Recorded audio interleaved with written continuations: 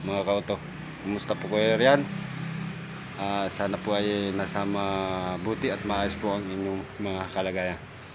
Bilang auto electrician ay mayroon na naman akong nais ibahagi po sa inyo. Patungkol po ito sa ating battery relay. Yan. Sa mga beginners po dyan, yan, para po sa inyo ito. At sana ay makatulong po sa inyo at sa ating gagawing mga idea at guide. Disclaimer lamang po tayo. So mga naisishare at ibabahagi ko pong mga guide at idea, nakabase lamang po yan sa aking mga natutuhan at limitado lamang po yun. So gagawin po natin siya ng diagram. Ito na nga guys ang aking tinutukoy na battery relay. Ito bali luma na po siya. Dumating na po ang time na nag-overheated na po siya at kumakalas na po ang kanyang flat contact. So yan. Yan po ang aking tinutukoy na diagram mga kapatid. So i-connection na lang po natin yan. Medyo madilim yan guys. Ito po yung ating battery relay, ampere gauge, ignition, at siyempre ang ating battery starter at yung starter relay, fuse box, fuse link nung para kabuuhan po yan, at siyempre ang ating alternator. Bali unahin muna natin yung ating battery. Lalagyan muna natin siya ng connector. Yan. So yan guys, no? Tatakbo rito. Dito sa okay. Tapos yung isa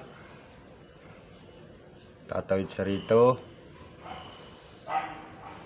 Papunta sa ating starter.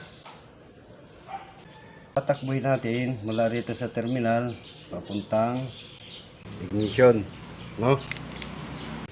So yan guys, bali itong mga cable, ito po yung malalaki, no? Papuntang starter. So po dadako naman po tayo sa kanyang mga accessories, kung ano po yung mga linya papuntang mga accessories kay ampere gauge, alternator, kay starter relay. Okay? So ang ating source naman ngayon mga kauto ay nandito na sa ignition. So pagpihit mo ng unang position ay accessories agad, no? Tatakbo siya rito.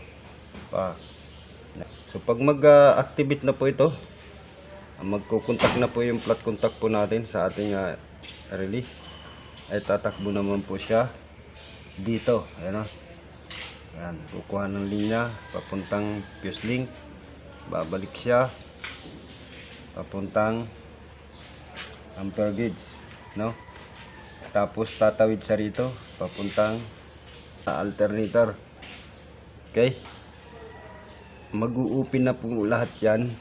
Tapos ito ay fuse box. Okay?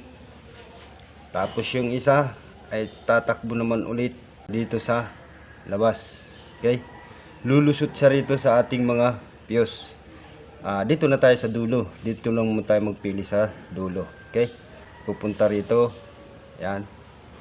Tapos yung isa, itong starter relay ay tatakbo rito sa yan, sa switch po ng ating starter. Kasi itong isa ay papuntang motor. Hanggang dito lang siya, ba? Yung isang terminal ay papuntang starter motor. Okay?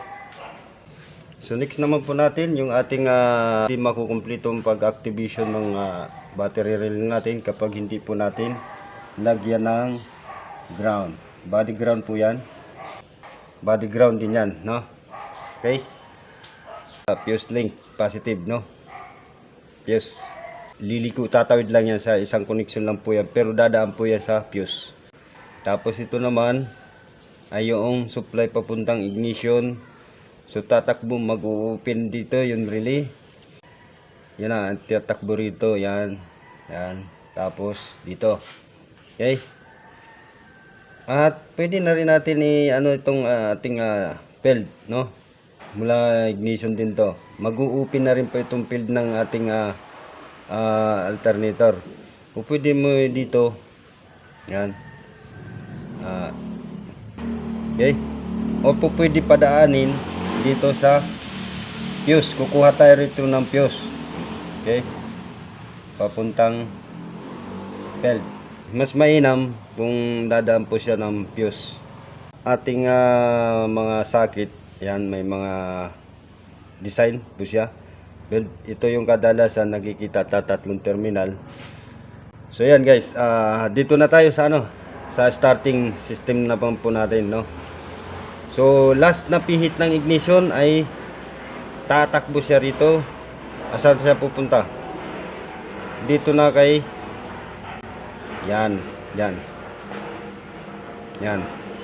ground. Yan guys, ground. Wala na, gagana na po ang ating system.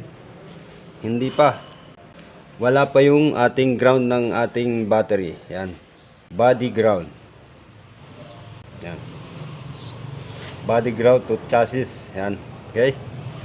Ating fuse box, ito yung mga fuse po natin. Yung nakuha nyo yung nahabol nyo mga kauto, mga din yung mahabol na ko ulit dito po tayo mag battery to ignition, no. Mula ignition tatakbo siya rito, pak, dito na siya sa ignition. Unang pihit accessories, point po natin sa ating ignition, tatakbo na naman siya rito sa ating battery relay. May coil po ito dito sa loob, no. Yan, bali coil po ito dyan sa loob. Yan, pag masupplyan na po ito mag-activate na po ang ating flat contact dito. Tapos ang dulo po niyan ay negative, okay. So yun guys, tapos paglabas na niya, mabibigyan supply, dadaan pa ito mula rito sa ating dadaan pa siya ng fuse link. So babalik na naman siya kung ano-ano pa sinusupply, kasi ito main fuse po ito, main fuse, no, fuse link po natin. Yan po ang nagsisilbing main. Yung mga accessories, yan. Tapos tatawid dito sa ampere gauge. At pagtawid dito sa ampere gauge, automatic na pupunta na rito sa ating terminal ng ating alternator, no. Itong ating supply naman po mula sa ignition ay pupunta naman siya rito sa field ng ating alternator. Ito yung isang terminal, malalagyan naman po ito ng supply o source mula sa battery, no. Bali tatawid na po ang supply rito, tatawid na po siya dyan, tapos pupunta sa ating terminal po ng ating solenoid, ay papuntang sa motor. Yan, bali pwede natin natanggalin ito, wag na natin isama to dito, muna ipadaan para safety. Tapos dadaan siya ng fuse, no, papuntang starter relay, no. Starter relay po natin, ang isang kabilang terminal ay may coil din po ito, may coil, yan, may coil din siya. So ang dulo po niyan ay negative na. Pag mag-activate po yan, mag-activate yung flat contact, tatawid siya rito at tatakbo naman siya sa starter po natin, starter switch po natin sa ating solenoid. So yun guys, nag-drawing po ulit ako. So itong guys, from battery, yan, drawing ko ulit. Ito lang gusto kong linawin pa, no. So negative, positive. Yung manggagaling po sa battery relay ay ito na, no. So isang terminal po rito ay papuntang starter motor, okay. Yan, malaking po yan, malaking cable. Tapos may napapansin kayo rito na isang terminal sa solenoid po natin, ito ay switch, no. Meron po ritong coil. So bali ito ay series po yan, yung isang mataba, okay. Bali yan, coil po yan, coil. So yung isang mataba ay naka-series po rito sa terminal na to, no. May mapapansin kayo na sa solenoid mayroon isang terminal na naka-series po rito sa ating terminal papuntang starter motor. Okay? Dalawa po yan na coil. Mayroon pa isang punta rito yan sa ating switch, no? Mayroon pa isang maliit. Yan. Maliit naman po ito. Ayan, naka-series naman po yan sa ating ground. May flat contact po ito. Yung ating solenoid. Flat contact. Okay? Ganon din sa kabila. Flat contact. No? Pag mag-activate na po itong ating solenoid ay magkukontak na po yan.